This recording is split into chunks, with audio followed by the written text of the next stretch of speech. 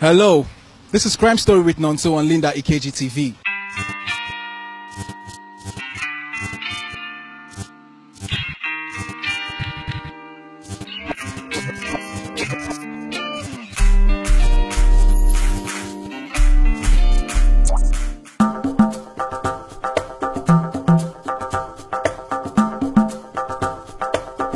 This area is called Ojodu Bega, and I am right in front of the house of late Mrs. Oluwakemi Afolabi, who was murdered on Sunday, March the 19th. She was butchered to death by a man named Alfa Taufik Hassan. She was beheaded, her hands and legs were cut off, her stomach was turned open, and her private parts was defiled. She was a mother of 3, a hardworking provision store owner who's been toiling and struggling so her kids can get the life that they deserve, being that she's a widow who lost her husband 4 years ago. 38-year-old Oluwakemi Afolabi received a strange phone call that fateful morning, dropped some money for food and left the house without specifically saying where she was going. Mrs. Afolabi went missing, and after 24 hours, her body parts were found in a sack bag. Now I will be speaking with her children and family members. Let's hear what they have to say about the situation.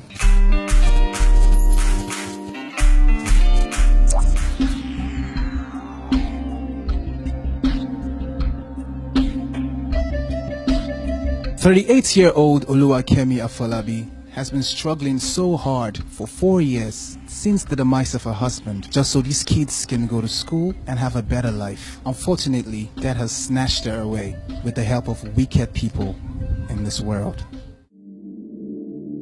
Now I have her children and her immediate younger brother. Her eldest child, Monturayo, is 18 years old, a very promising young woman. How are you doing? Fine. Can you tell us a little bit about your mother? She's a nice person. She's caring. She put everybody together and encourage everybody. Only what she used to do, she have a shop. She's a businesswoman. She's selling provision. From that shop, she needs to take care of us since when we lost our dad. But only thing, she will just tell us that we should be serious with our education because of us, that she's okay. When was the last time you saw your mother? It was on Sunday, last month. March the 19th, that's Fateful Sunday. What was the last thing she said to you? She told me that she was just coming, but she don't tell me the exact way she was going to finish. And she said that she help her to cook, that she's coming back. That's the only thing she told me. What was the last thing your mother said to you before she left the house that day? I was still sleeping when she left the house, but it was Saturday that the two of us just play. That she give me something to just eat. Our food, she just give it to me that she will eat it. That's really what I know at. That is the last time I see my mommy last time. How do you feel? I feel so bad and sad because she's not supposed to be killed like that. What was the last thing your mother said to you? Me? She only said that I should go and collect afternoon food. And she will tell me on Saturday. Did you by any chance hear about your sister's suspicious movements? I don't know. Unless that day I was big called that my sister was missing. So that is they told us on Monday. And later on Wednesday, I big called again that you have been killed. And I saw her physically on Facebook. When you were told about the news, what exactly did they say? They just told me that that they hear about her mommy.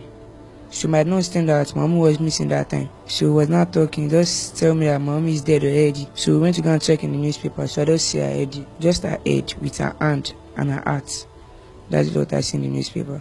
Alfa Taufik is a 60-year-old man who cannibalizes human beings for a living. The culprit was on his way to deliver the body parts when he got confronted and apprehended. He had her head, her hand, and her heart in a sack bag. The sack bag was still dripping with blood. He didn't have enough time to totally drain it off the body parts, so that was an emergency delivery. Whatever ritualist who had planned to use the body parts needed it urgently.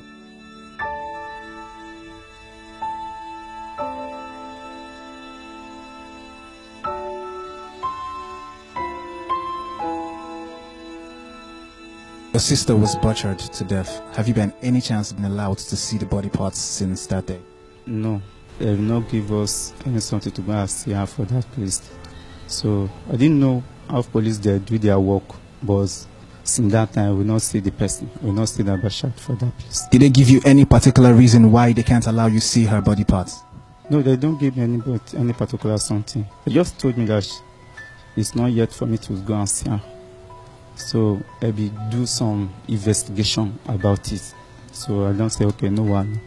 Did they let you see the man who did this hideous act? No. They didn't let me see. Just I've asked the police station that you bring the man, come outside. I just want to see the person. So they now told me that I cannot see the person. So with my own action, maybe when I bring the person come outside, I will use something to injure the person or to kill the person instantly because with the shock to get my body. So they now tell me that no, I cannot bring the person come outside. I didn't even know the person. Since that time, I can't see the person for face when I will visit police station every time. You are supposed to be her first son. You're supposed to be strong, especially for your siblings. But have you been crying since she died? No, not only when I heard about it. That I was sad and I was shocked, so I cried. And since then, I have not cried because I know I cannot bring her back. How do you feel? Do you look around for your mother? I cannot look for her again because I've heard what happened to her. So if I say I should look for her, where do I want to look for her? So where do you hope you'd see her again? Until when we meet ourselves, the judgment day. That's when we can still meet. How does this make you feel? I feel very bad. That I don't like that kind of death. Because it's everybody that know about it, but I don't like that kind of death. I'm not happy about it at all. Have you been crying? Do you cry every day? Not every day. Because of my condition, I can't cry too much like that. What's wrong with you? I'm also patient. If I cry too much, I'll be feeling pain in my chest. Apparently you don't live in Lagos, so why did you come around here? It's because of this incident that happened, because these children, they don't have anybody to stay with them. So I need to come and stay with them. So now that the kids lost their mother, who will carry the load of the family?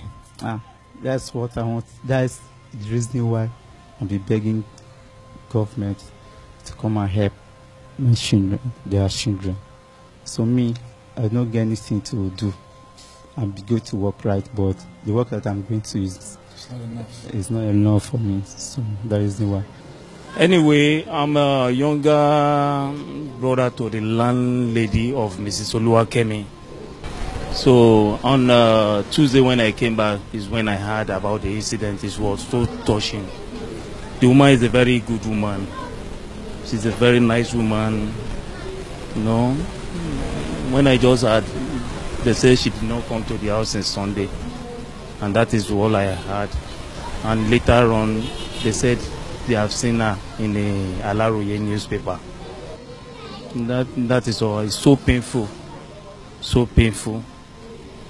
I'm begging good Nigeria, they should try and take a proper investigation about that matter.